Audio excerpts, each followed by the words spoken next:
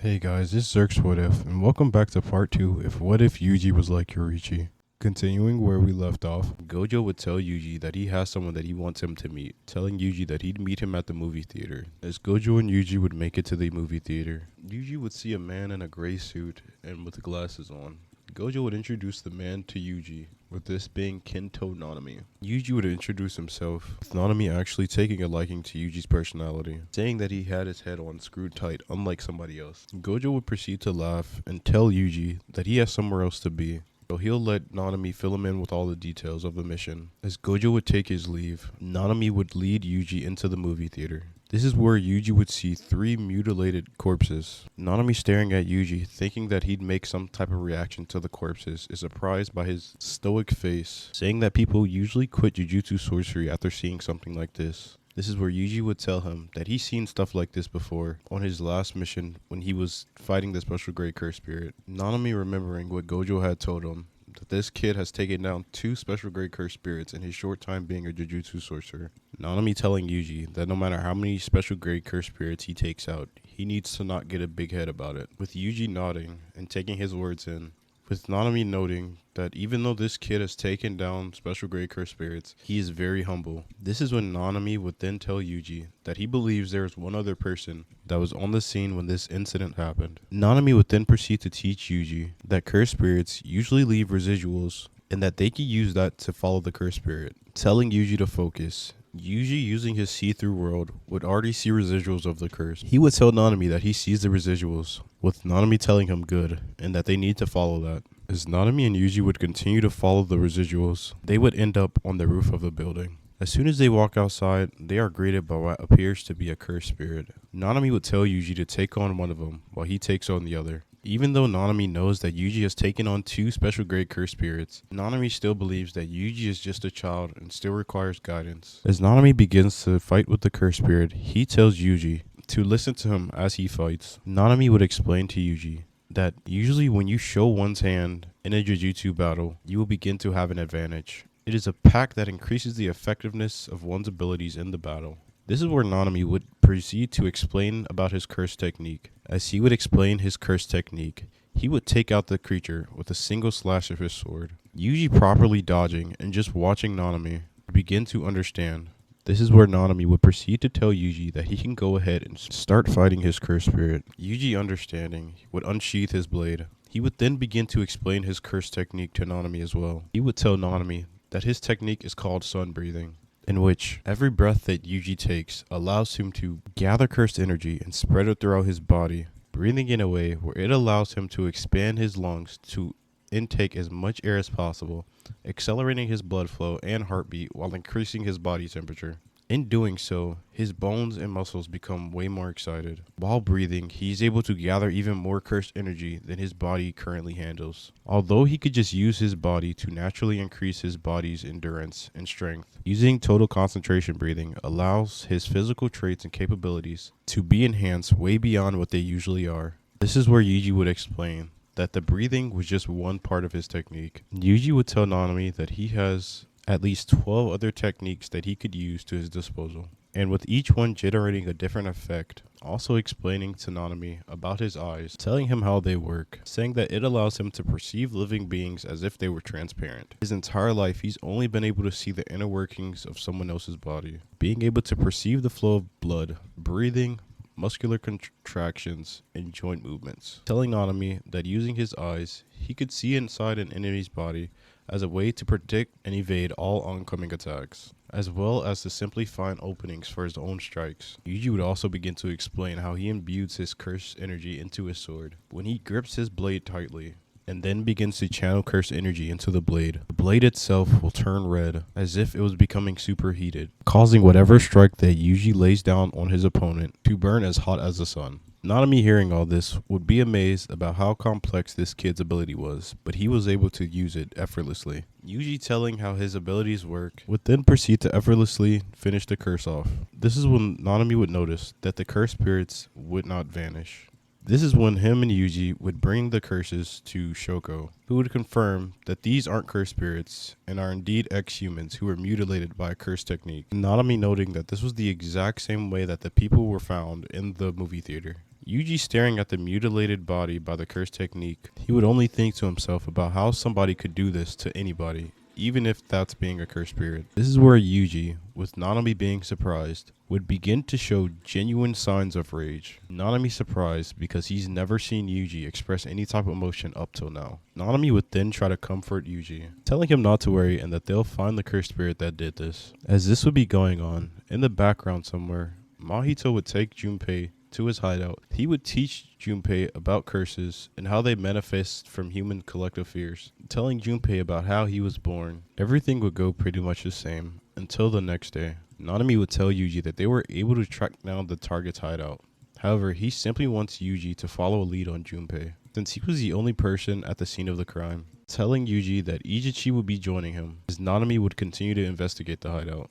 Everything would go as normal as it does in canon, besides the fact that Yuji and Junpei don't click all that much, simply because Yuji isn't as he was in the original timeline. Even though Yuji was respectful and kind, his stoic personality just wouldn't click with Junpei, as everything would still almost go the same, with Junpei inviting Yuji to his house and them talking about movies. They wouldn't be as close as they were in the original. This is where we jump to Mahito versus Nanami, with everything going exactly the same, with Nanami going into overtime and going to regroup with Yuji.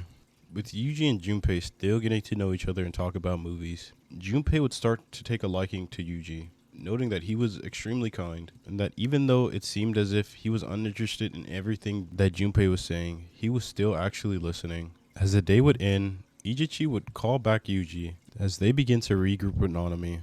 Nanami would then tell Yuji that he needs to go back to Jujutsu High so he can be treated by Shoko, telling Yuji to be careful because of the potential danger that the cursed spirit presents. As Junpei would re-invite Yuji over to his house because his mother had asked if Yuji could come over so she could make them a meal together. As they would all get together, with Junpei's mother being impressed by Yuji's kindness and manners, they would all laugh, talk, and eat until his mother would fall asleep, with Junpei being reminded how fond he is of his mother and actually bringing him closer to Yuji as well. As they would be about to watch another movie, Ichichi would come and pick Yuji up, but before Yuji would leave, Junpei would ask him what he'd do if he's forced to kill someone. Yuji giving a different answer than he did in canon this time. He would proceed to tell Junpei if it ever came down to him taking another life of a person, it depended on everything. If it was to protect others and make sure no one else would get hurt, he would kill them without any hesitation. But if the person was innocent, he would try not to, because the value of life would become even more unclear to him. After Yuji would leave, Junpei would think about how some people don't have hearts. However, there are good people like Yuji and his mother, so given Yuji's answer, he could never kill anyone. Later that night, Junpei's mother would wake up and see one of Sukuna's fingers on the table, as she would pick up the finger, not knowing what it is, not knowing that it had drawn curses towards her. Before she could realize anything was going on, her life would be tragically ended. The next day, as Nanami and Yuji would prepare to make a move on Mahito, Nanami would then ask if Yuji is sure that he's able to continue, with Yuji telling Nanami that he'll do whatever he needs to do to stop this curse. Nanami still seeing Yuji as a kid and not wanting him to feel any kind of way for killing ex-humans. Nanami would then tell Yuji to go continue monitoring Junpei. As we switch to where Junpei is, he would proceed to mislead Junpei by feeding into Junpei's broken heart, noting that his mother had died, and one of the students that had bullied him out the movie club was more than likely the person who caused this to happen. Junpei would return to the school after putting on his mother's black clothes, with Mahito and Geto watching from afar, with Geto casting a curtain over the entire place. With his plans being ruined, Geto would need Yuji to make a binding vow with Sukuna, so they would try to use Junpei as leverage. With everything in the school going as usual, with Junpei entering the room and all the students passing out, lifting up his school bully and poisoning him with his newfound curse technique. But before Junpei was able to kill him, Yuji would enter the gymnasium. He would call to Junpei calmly and ask him what's going on, with Junpei simply telling Yuji to stay out of this. Junpei would then try to use his Shikigami on Yuji. Yuji would simply dodge out the way, not trying to harm Junpei, simply asking him what's going on and telling him to talk to him. Junpei would simply tell Yuji to stay out of it again. He would tell Yuji that there's no reality in indiscriminate salvation. He doesn't believe that people have a heart and all the rules of morality are simply a delusion. claiming that no one person has the right to stop someone else from taking a life. Junpei would try to use its Shikigami's tentacles to bind Yuji, with Yuji dodging. No matter what Junpei did, no matter how hard he tried, he simply wasn't able to reach Yuji. Yuji, still dodging, would tell Junpei that everything that he says is just an excuse, telling Junpei that he can never say these things to his mother. But Junpei would insist that people just don't have hearts. And if people did have hearts, that means someone with one had cursed him and his mother. Yuji, hearing these words, would simply become silent. Standing still, Junpei would use his Shikigami and stab Yuji in the body, which had surprised Junpei. Seeing as Yuji was able to dodge everything up until now, Junpei would then dispel his moon dregs, where Yuji again, for the second time in his life, would shed a tear, promising Junpei that he would take him back to Jujutsu High. He would help him and find the person who killed his mother. Just as Yuji's plea would begin to reach Junpei, Mahito would then descend down the stairs and interrupt both of them. Yuji, noticing that Mahito had the same residuals as the ones he noticed in the movie theater, he would immediately get on guard, as Mahito would launch an attack towards Yuji, with Yuji slicing his head clean in half. This is when Junpei would try to plead with Yuji, telling him that Mahito wasn't a bad person. This is when Yuji would realize that this cursed spirit has been manipulating Junpei to do exactly what he wants. Junpei would realize that this is the cursed spirit that Nanami warned him about. He would tell Junpei that he needs to run, regardless of how he knows the curse. Junpei would try to plead with Yuji, saying that he knows that Mahito isn't really a bad person. As he would turn around, he'd see Mahito with a devious grin. Just then, Mahito would place his hand on Junpei's shoulder, with Mahito whispering in Junpei's ear that he is as foolish as those he looked down upon, and that's why he's gonna die. Mahito would use idol transfiguration to mutate Junpei. Yuji, seeing this, would be absolutely torn. He had someone right in front of him that he could have helped, someone that he could have saved, but he couldn't do anything at all. Junpei may not have been as innocent in the end, but he was still a good person. Junpei didn't deserve to die a death like this. Mahito would then begin laughing, letting out a loud, sinister laugh at Yuji's experience, as Yuji would watch as Junpei's body gives up. For the first time in Yuji's life, he would feel nothing but rage and anger. Faster than anything Yuji has ever done before, he would immediately close the gap between him and Mahito. Mahito being cocky, because he knows as long as one cannot perceive the natural contours of the soul, he won't be able to take any type of physical damage. This is when Yuji would breathe in, sun breathing, 8th form, sunflower thrust. He would strike Mahito right in the face. Mahito, feeling this attack, not only realized how much damage it actually did to him, but also realized that this attack almost completely took out his soul in one move only. Mahito, for the first time in his life, even though he had only just been recently born, was absolutely terrified. This is where Mahito would try to get as much distance as he can between him and Yuji. He couldn't let himself get hit with another attack, otherwise he was done for. Mahito would now understand how this guy was able to take out Jogo. As Yuji would try to close the distance again, Mahito would begin throwing up a bunch of transfigured humans. Mahito doing everything in his power to not get hit by Yuji, and Yuji doing everything in his power to absolutely obliterate Mahito, as even the slashes that Yuji would miss would seem to harm Mahito, as all the transfigured humans would surround Yuji and try to trample him.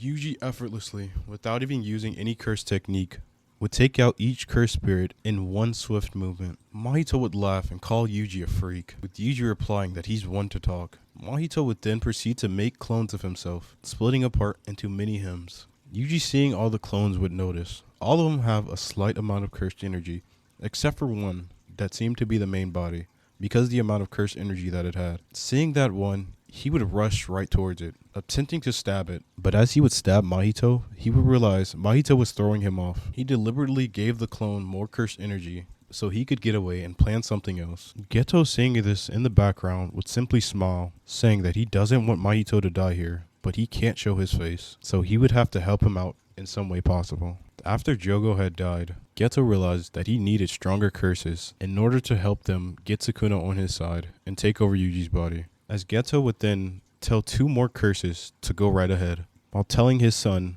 that he wishes him the best of luck and to not die because he still needs him. As the 2 cursed spirits would drop to the ground, Yuji would notice them almost immediately. Turning around, this is where he would see the curses, with one of them looking almost exactly like him. The other curse would have pitch black hair and red eyes, that seemed to stare right into Yuji's soul. Yuji, noticing that both of these cursed spirits were at least special grade, both of them even stronger than Mahito. The one that looked identical with Yuji would begin to speak. Do you believe that your strength is enough to protect everyone that you love? With the other cursed spirit butting in, telling him to shut up and that they just need to kill this guy. The cursed spirit that looked like Yuji would draw his sword at the other, telling him not to interrupt him, with the other cursed spirit just smacking his teeth and turning away. He would then point his sword at Yuji directly. Answer me. Yuji, not even wanting to answer the cursed spirit, would simply think this is a ploy to try to let Mahito get away. Without wasting any time, Yuji would take a deep breath, sun breathing, attempting to take out both cursed spirits at once. He would scream, ninth form, Dragon Sun Halo Head Dance. But as he would get to the cursed spirit that looked like him, the cursed spirit would block his attack, telling Yuji that he dislikes people that disrespect him.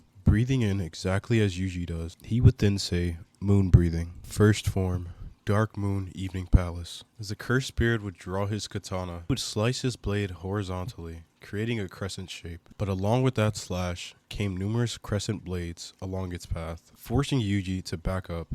Yuji, being surprised by this, was absolutely baffled. He thought he was the only one with this type of breathing technique, but it seemed as if this cursed spirit was able to utilize another variation of his breathing style. Yuji, still not showing any type of emotion, would simply stand up, realizing that this fight might take a lot more out of him than he originally thought. This is when Nanami would enter the fray. He would ask Yuji what's going on, with Yuji telling him that he found the cursed spirit that he was talking about, and watched him kill someone in front of him. He was trying to take out the cursed spirit, but then these two came. He would tell Nanami that these two are even stronger than the one they were fighting.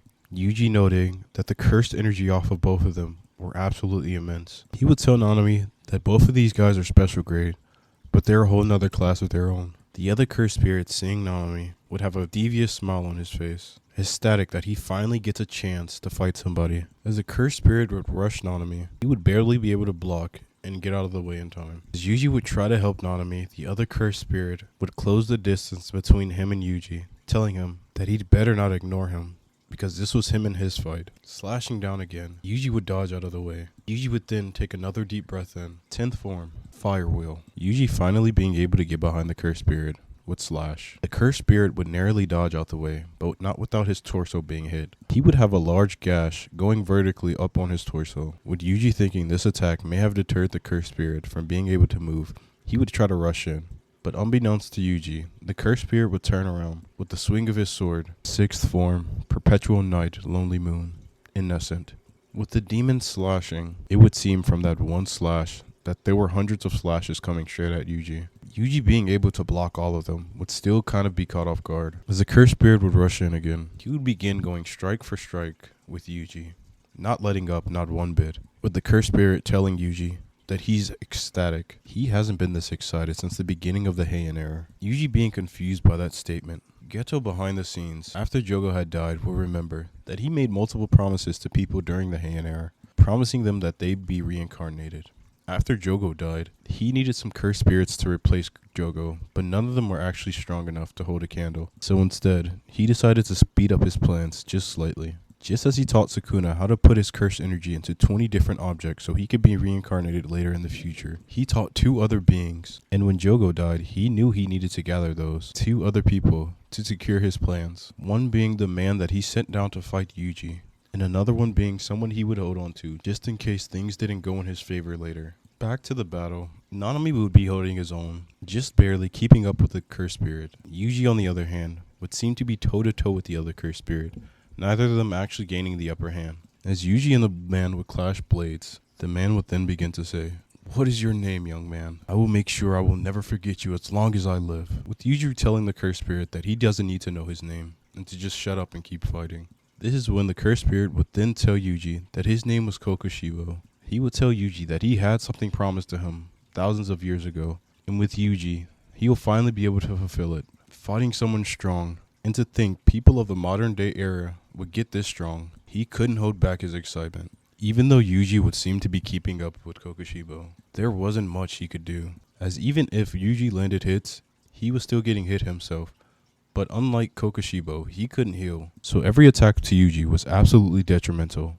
As Yuji and Kokushibo would keep going at it, eventually, Yuji, for the first time in his life, would actually be getting tired. No matter what he did, no matter how many times he slashed, it just seemed as if everything he was doing was pointless. This is when Kokushiba would come in again with another attack. Moon breathing, third form, loathsome moon, chains. Again, with 2 crescent-shaped slashes directly in front of Yuji. He couldn't dodge this one this time. His only option would be to block or try to parry every last slash. But even while Yuji was able to block the 2 broad slashes in front of him, the smaller storm of crescent blades had slashed at him. From exhaustion and blood loss, Yuji just couldn't take it anymore. He would drop down to his knees. Kokushiba would walk up to Yuji and ask him, "Is this really all you've got? I was promised a great battle." Yuji in this situation, even while being exhausted, he still showed no type of expression on his face. He would simply look up at the reincarnated cursed user and stare him in the eyes. He would then tell the cursed user, if it was his time to die right here, then so be it. With Kokushiba gritting his teeth and getting upset, he would begin to yell at Yuji, "Is this really all you've got? Is this all you amount to? They said you took out 2 special grade cursed spirits without even showing any type of emotion, without even trying. I watched your fight earlier with that other cursed spirit. Where's your drive from then? What happened? Is this really how you want to die?" Yuji hearing that, he would begin to ponder, is this really how I want to die? Did I do anything of worth? Did I save as many people as I could? These 3 questions flowing through his head, asking himself repeatedly. He would then think back on Junpei, about how he died unnecessarily, and how his mother died unnecessarily, all because he couldn't see what was happening in the beginning. He would think back on what his grandfather told him, to save as many people, and to live a life surrounded by people he loves. If he died here, he couldn't do any of that. As Yuji would take a deep breath, he would begin to stand up, thinking again about Nanami. If he died here, Nanami would also die. That would be another person he wouldn't be able to save. Yuji would steal his resolve. This is when Kokushiba would smile. But something was different this time about Yuji. The mark on his forehead would have grown. Instead of it being the small mark that it usually was, it would have grown to cover the top right portion of his face. Without Yuji even realizing, all of the wounds on his body would have healed. Kokushiba seeing this would realize the young man, without even knowing, just used reverse curse technique. Yuji feeling the change in his own body would feel as if he was on a different type of high.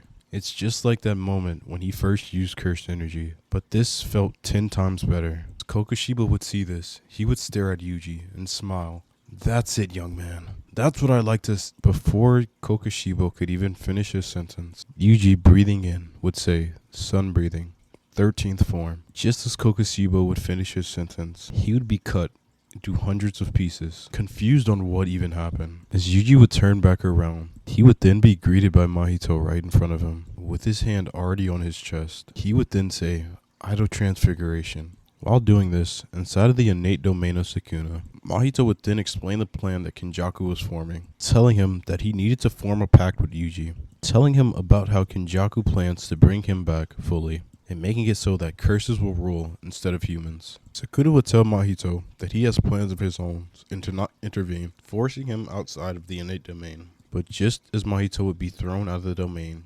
Yuji would be about to slash down at him. But before any of that can happen, Kokushiba would reform himself and grab onto Mahito, saving him before he got himself killed. This is when Kokushiba would then call onto the other cursed spirit, telling them that if they stayed here any longer, all of them would die. This is when the other cursed spirit would create a portal, and Kokushiba would tell Yuji that he enjoyed their fight very much so, telling him to make sure that he gets stronger for their next battle.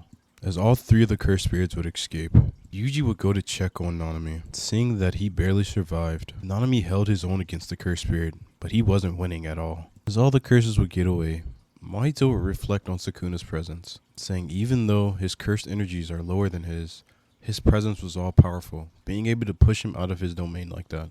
He knows as long as Sukuna is fully resurrected, the age of curses will come.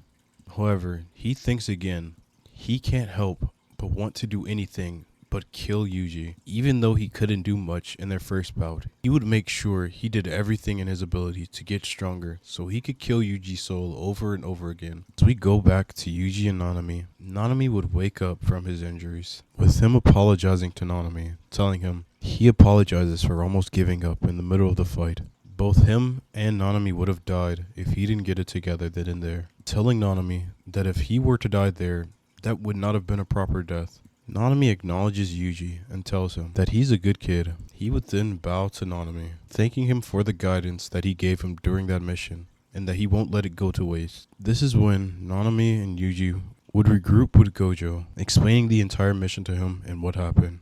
Yuji also telling Gojo that he was able to access something, but he doesn't know what it is. Yuji believes that he activated it subconsciously, with Nanami noting that the mark on his forehead had shrunk once again. Yuji would then reflect and tell himself that he will never give up ever again, that no matter what, he will cling to his ideals and save as many people as he can.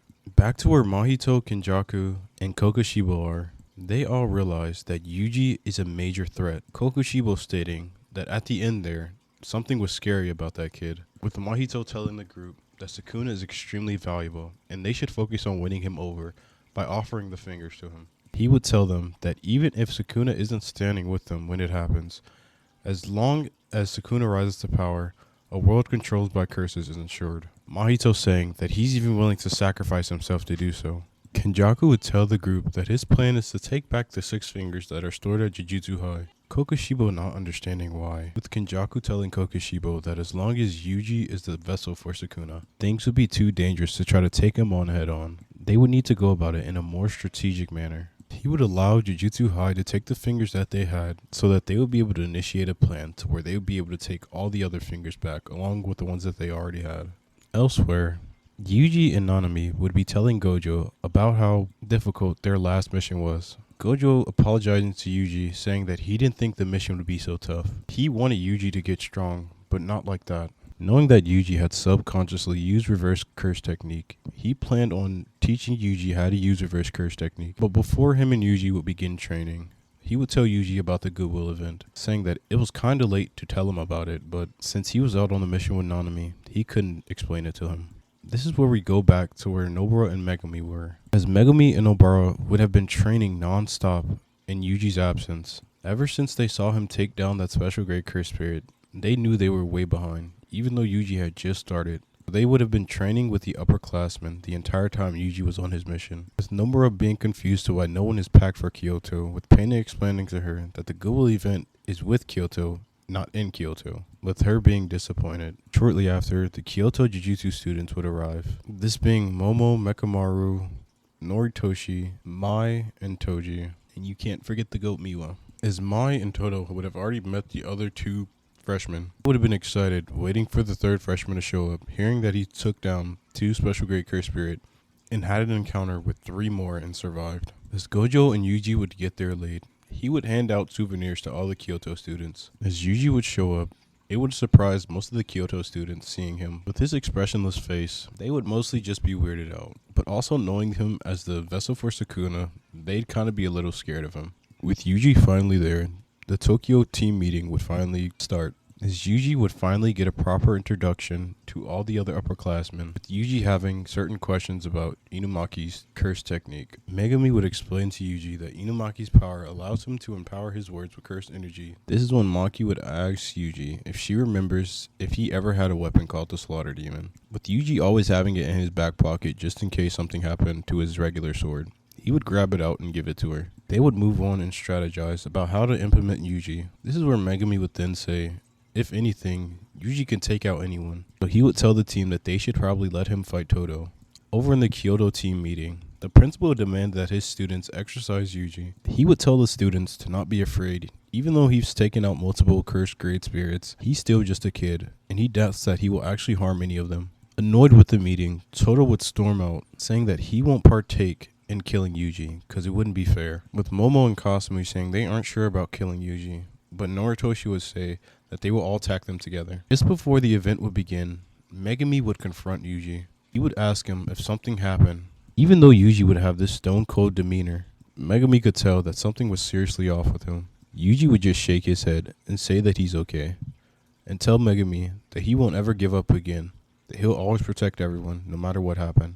Megumi, giving Yuji a smile and patting him on the back, trying to cheer him up, would agree with Yuji and tell him that he'll protect people as well, with Yuji smiling back at Megumi. This is when Utahime on the mic would tell the students that they can begin. Both teams would run directly into the forest area, where Yuji would ask if anything comes to it, he could take down the grade 2 curse that would be there. Maki reminding Yuji to just stick to the squad's plan. They would continue running forward when a grade 3 curse would come out of nowhere. But just as the grade 3 curse would come, Todo would also come. Acting quickly, Yuji would already be sending slashes towards Todo with his kendo sword. As Todo would catch the blade, Megumi and Maki would go in one direction, while Nobara, Toge, and Panda would go another. The plan was for Yuji to hold off Todo alone using his brawn. Even if Yuji doesn't take out Todo, all he needs to do is buy time, as Todo would be trying to land an attack on Yuji. It'd be absolutely pointless. This is where Todo would state that he was a lot more impressive than Fushiguro was, with Yuji noting that Todo was actually incredibly strong. Not as strong as him, but he was still strong in his own way. This is when Todo would decide to ask Yuji what kind of girl he likes. In this timeline, Yuji would give the same answer along as Megumi, with Todo calling him boring. But this is when the rest of the Kyoto team would ambush Yuji. Mai would try to shoot him, but he deflects it with the kendo sword. Miwood would try to use Shadow Style Domain on Yuji, but the second he entered the domain, he'd deflect the sword before it even touched him, with her being shocked because you weren't supposed to be able to deflect anything that fast. When Yuji would look up, he'd realize the entire Kyoto team had ambushed him, but Todo, realizing that the Kyoto team was getting in his way, he would clap, activating his technique and switching places with Yuji. He would confront Noritoshi, telling him to leave and telling the team to leave, with Noritoshi reluctantly agreeing. This is where all the other fights would go pretty much the same, except for the fact that Yuji was taking it easy on Todo. Todo noticing that even though Yuji is young and he just started Jujutsu, he's incredibly skilled.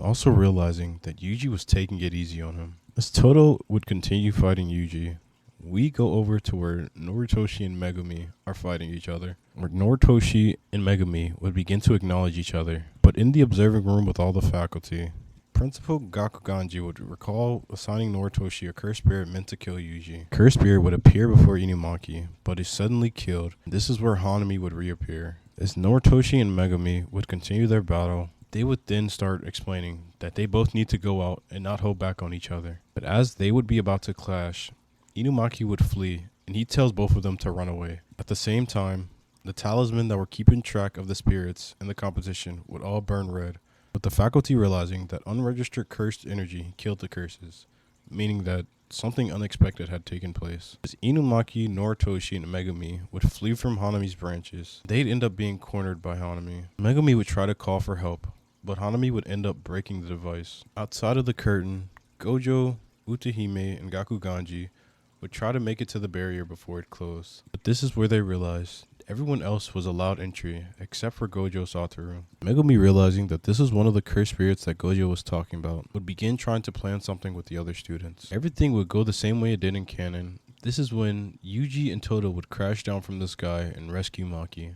This is where Hanami, seeing Yuji, would remember how he killed Jogo. This is where Todo would then tell Yuji that he needs to land a Black Flash, telling him that once he lands this Black Flash, he would awaken to a whole nother realm of Jujutsu. Yuji, still equipped with his practice kendo sword, would begin to ask Nanami if he knows a patchwork face curse, as Hanami would tell Yuji that maybe he does, maybe he doesn't, with Yuji telling him that it didn't matter anyway. Patchwork face curse will show himself anyway. This is where Yuji would breathe in and say, "Sun breathing, first form, dance." The attack would cut Hanami's arm off, but Yuji wasn't done yet. Yuji's concentration was always at an all-time high, but this time it was even higher than usual. As Yuji would come in for the second strike, space around Yuji would distort, and as he aimed for Hanami's body, as soon as the strikes would connect, there would be a crack and then a black flash. Hanami, being hit by this attack, would be pulverized in one move, this surprising both Maki and Todo, with Megumi at this point not even being surprised, seeing as he's been able to take on every single cursed spirit that he's come across.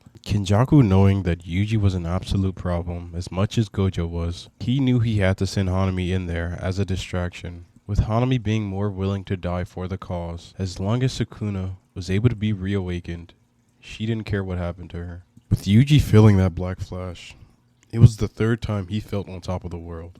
As he landed that attack, something else would click inside of his brain, but he wasn't able to utilize it yet. And I think this is where I'm going to end off part 2.